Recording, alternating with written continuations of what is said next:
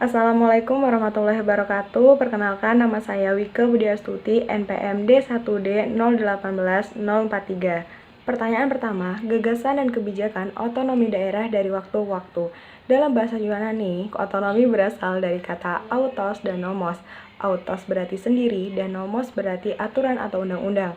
Otonomi daerah adalah hak wewenang kewajiban daerah otonom atau daerah yang memiliki kewenangan dan kekuasaan untuk mengurus rumah tangganya sendiri, yang kepentingan pemerintahan itu diberikan langsung oleh pemerintahan pusat kepada pemerintahan daerah, tetapi masih dalam pengawasan dari pemerintahan pusat berdasarkan dengan peraturan perundang-undangan yang berlaku.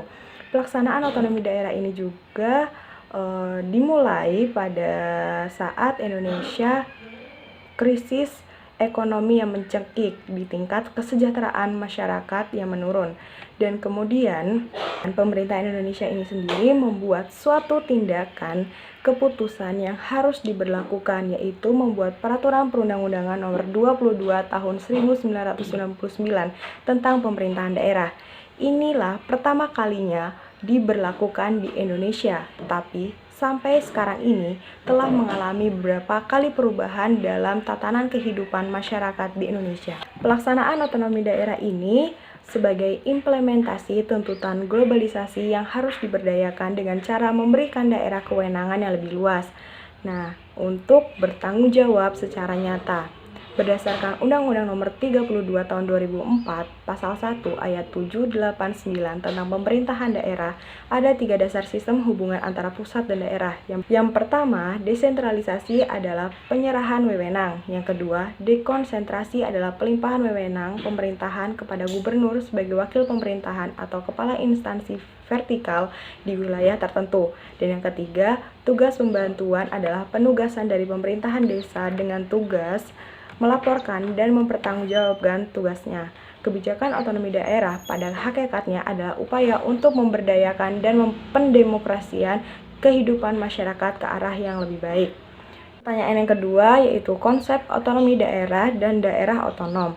Konsep otonomi daerah dilandasi oleh 3 tujuan penting, yaitu tujuan politik, administratif, dan ekonomi.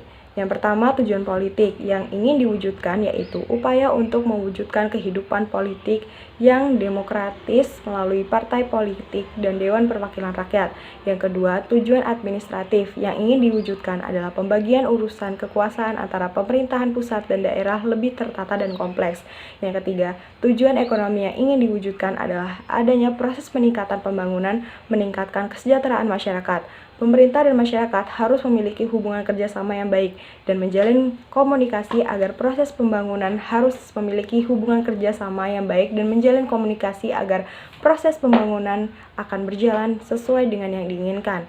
Karena masyarakat juga harus ikut berpartisipasi dalam proses pembangunan di daerahnya masing-masing.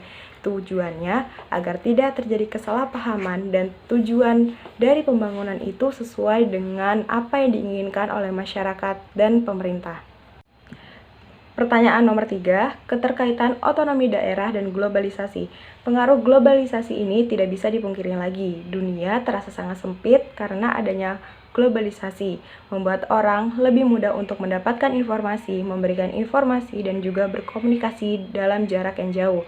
Pengaruh globalisasi ini juga mempengaruhi berbagai bidang kehidupan masyarakat di Indonesia, yaitu menciptakan peran nyata dalam perubahan pembangunan nasional.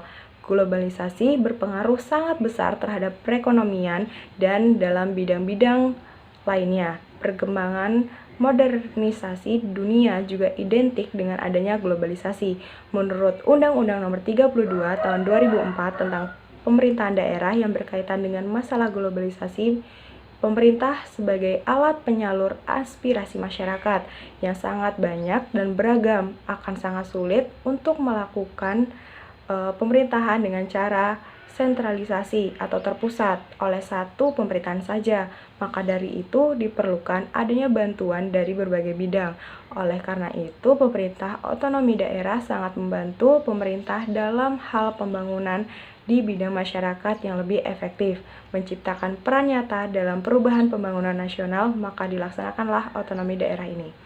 Pertanyaan nomor 4, apa saja peluang dan tantangan yang dibawa oleh globalisasi bagi daerah otonom? Salah satu tantangan utama bagi birokrasi di daerah otonom di era globalisasi ini adalah kemampuan untuk memberikan pelayanan yang baik dalam perubahan sosial yang sangat pesat kepada masyarakat.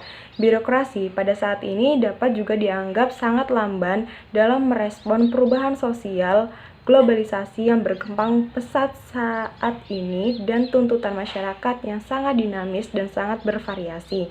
Jika suatu daerah memiliki pendapatan asli daerah dengan presentasi yang tinggi, maka akan sangat leluasa bagi pemerintah untuk melakukan berbagai jenis perubahan di berbagai bidang. Tetapi perlu diingat bahwa bukan hanya anggaran pendapatan asli daerah saja yang memberikan keleluasaan kepada daerah otonom, tetapi seperti dana subsidi dari pemerintahan provinsi, kabupaten atau kota, serta desa juga dapat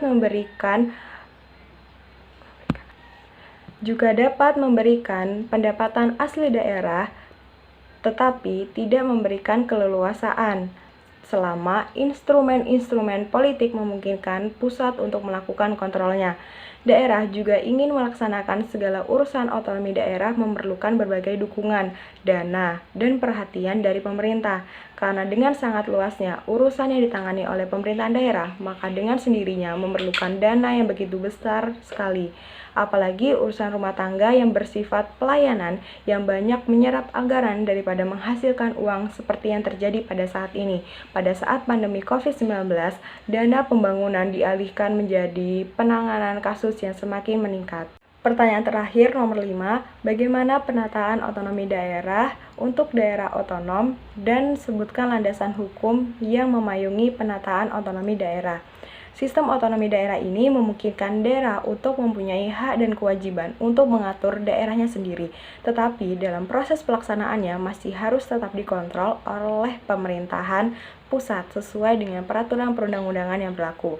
Penataan pembentukan organisasi perangkat daerah sesuai dengan kaidah otonomi memainkan peran penting dewasa ini, tetapi banyak sekali terjadi pelencengan idealis pokok, yaitu pembentukan organisasi perangkat daerah yang didasarkan pada kebutuhan daerah. Menurut Undang-Undang Nomor 23 Tahun 2014 tentang Pemerintahan Daerah memiliki beberapa tujuan dibentuknya dan ditatanya otonomi daerah, yaitu untuk mewujudkan tujuan pemberian otonomi, melaksanakan urusan pemerintahan tertentu, dan melaksanakan pelayanan publik.